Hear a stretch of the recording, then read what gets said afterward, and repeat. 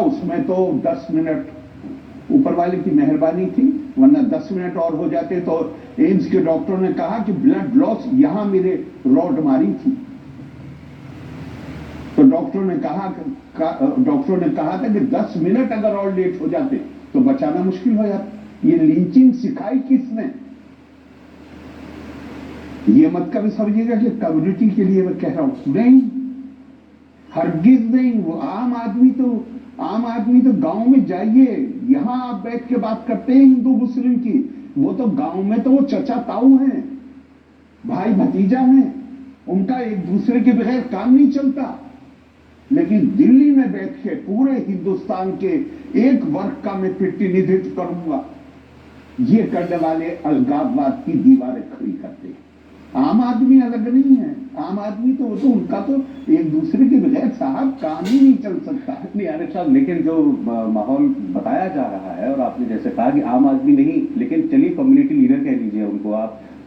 भाई कम्युनिटी ने तो इलेक्ट किया नहीं है, कम्युनिटी ने तो इलेक्ट किया नहीं है, तो सेल्फ अपॉइंटेड हैं। चले वैसे कहें, हाँ, वो कम्युनिटी ने तो कोई इलेक्शन हुआ नहीं है। क्या कुछ कहा गया जमीयत का प्रॉब्लम ये कम्युनिटी लीडर नहीं है जी, प्रॉब्लम थी दिल्ली में बैठी हुई सरकारें जो इनको स्वीकार करती थी। आज सारी समस्या जो शिकायतों की है वो इसलिए नहीं है कि लिंचिंग हो रही है, वो इसलिए नहीं है कि ऐसे काम हो रहे।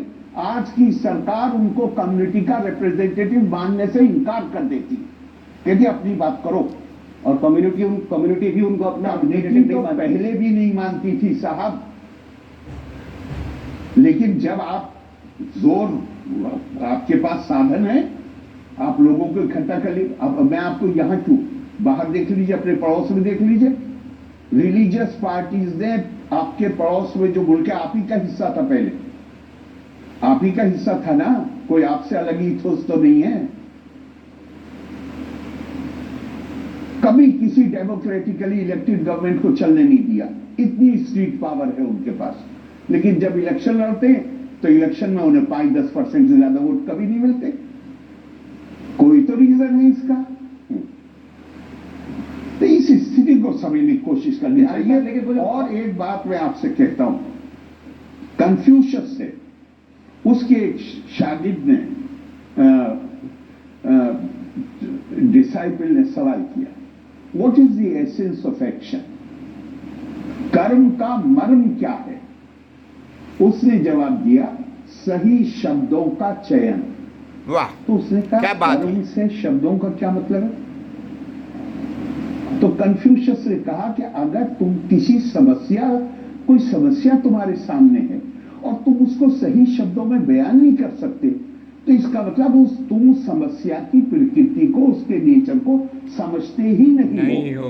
और फिर तुम समाधान कैसे ढूंढोगे? बिल्कुल, समस्या को समझते ही नहीं हो। सवाल कर रहे हैं ईडीएम और टर्मिनोलॉजी, और यहां पे मैं बहुत बहुत बहुत विद एपोलॉजी में मीडिया की तरफ इशारा कर रहा हूं कि आप जो टर्मिनोलॉजी, ज्यादा not everybody but by and large जो टर्मिनोलॉजी इस्तेमाल हो रही है, वो टर्मिनोलॉजी वो है जो हमें ब्रिटिश शासन ने हमारे यहां पॉपुलर की थी।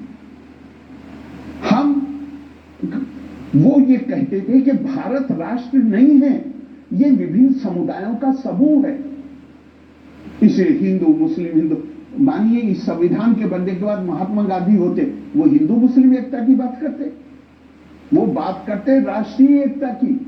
चूंकि अब इकाई कम्युनिटी नहीं है, अब इकाई भारत का नागरिक है, लेकिन नागरिक हमारे डिस्कोर्स से बाहर है।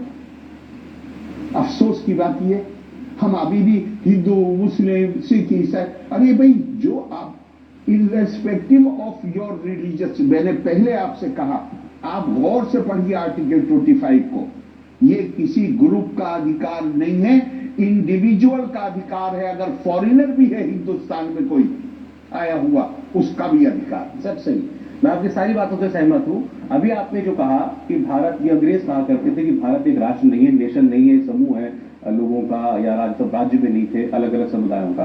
तो ये मैं, आप जिस पद पर है उसकी गरिमा का ध्यान रखते हुए पूरी तरीके से, मैं नहीं चाहता कि आप किसी इंडिविजुअल पर रिएक्ट करें, लेकिन मैं बयान आपके सामने रखूंगा। हिंदुस्तान की सबसे पुरानी पार्टी कांग्रेस पार्टी के इस वक्त के युवा नेता जो हो सकता है उनके अध्यक्ष बन जाए, राहुल गांधी जी, वो एक बार नहीं कई मरतबा यही बात दोहरा चुके हैं, India is not a nation, it is a union of states, not a nation. वो बार बार इस बात पर मैं बिल्कुल उनके बारे में कमेंट नहीं करना चाहता, लेकिन मैं ये कह सकता हूं कि कोई भी आदमी जो आज ये कहे कि भारत राष्ट्र नहीं है, उसे कांग्रेस के इतिहास से भी वो परिचित नहीं।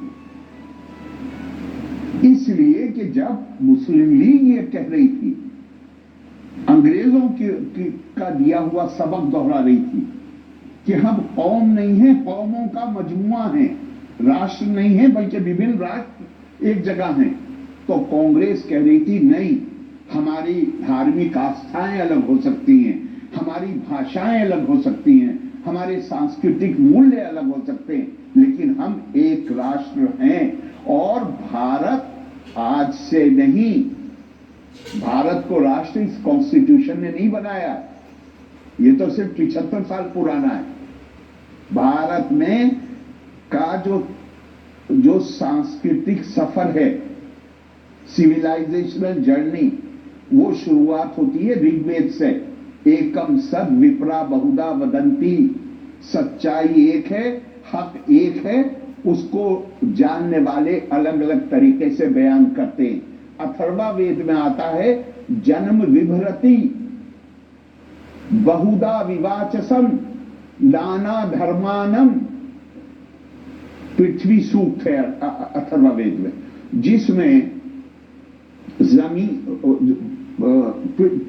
पृथ्वी माता को इन्वोक किया जा रहा है कि, और क्या कहा जा रहा है? कहा जा रहा है जिस तरह अलग अलग जुबान बोलने वाले, अलग अलग तरीके से इबादत करने वाले, अलग अकीदे रखने वाले, ये पृथ्वी सबको एक परिवार की तरह अपनी बाहों में ले लेती है। हम इस पृथ्वी को इन्वोक कर रहे हैं कि वो उस गाय, धेनु गाय की तरह, सहस्रम धारा धेनु रना स्फुरंती, कि जैसे धेनु गाय अपना दूध सबको देती है, हे पृथ्वी मां हम सबको धन धान्य से पूर्ण कर। तो वैदिक काल में, अब वैदिक काल अगर 4000 साल पहले भी है, 5000 साल मानते हैं, तो एक बात तो एडमिटेड है कि उस वक्त यहूदी भी नहीं थे, उस वक्त ईसाई भी नहीं थे, उस वक्त मुसलमान भी नहीं थे, इस्लाम की उम्र 1500 साल से कम है जी। उस वक्त वेद बात कर रहे हैं नाना धर्मा नाम बहुधा विवाचसम, अलग अलग भाषाएं और अलग अलग धर्म।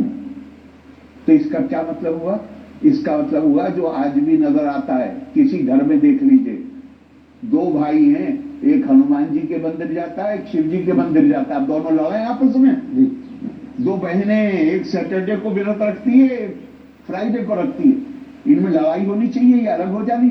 नहीं, हम दुनिया में लफ्ज 150 साल में पीछे, सेकुलरिज्म, ये वर्ड इंग्लिश लैंग्वेज में था? नहीं था। कब कॉइन हुआ? मुश्किल से 100 साल पहले, 150 मान लीजिए, डाइवर्सिटी जब आनी शुरू हुई। भारत में इसके लिए शब्द प्रयोग हुआ है बहुधा, और बहुधा बाकी जगह कहा गया डाइवर्सिटी को टॉलरेट करने के लिए। और स्वामी विवेकानंद ने कहा कि जब कोई टॉलरेंस की बात करता है तो मुझे ऐसे लगता है जैसे वो ईश द्रोह कर रहा है। आप कौन है मुझे टॉलरेट करने वाले? टॉलरेट किया जाता है बच्चे की शरारतों को। मेरा अधिकार है, मैं जो चाहे उसमें विश्वास करूं और जिस तरीके से चाहूं उसको अभिव्यक्त करूं। आप कौन है मुझे टॉलरेट करने वाले? तो वो इसके लिए लफ्ज इस्तेमाल करते हैं ब्लास्फेमी। क्यों?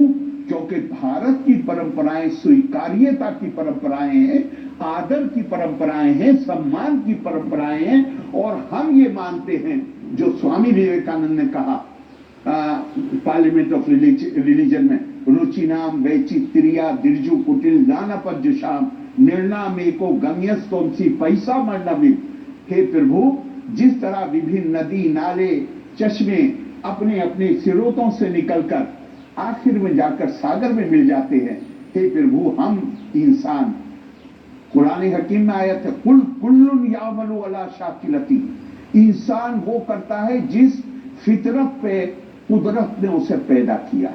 तो कहते हैं हम अपनी प्रकृति के अनुसार सीधे टेढ़े मेढ़े रास्ते लेते हुए आखिरकार तुझी में मिल जाते हैं, जैसे जैसे पानी सागर में मिल जाता है।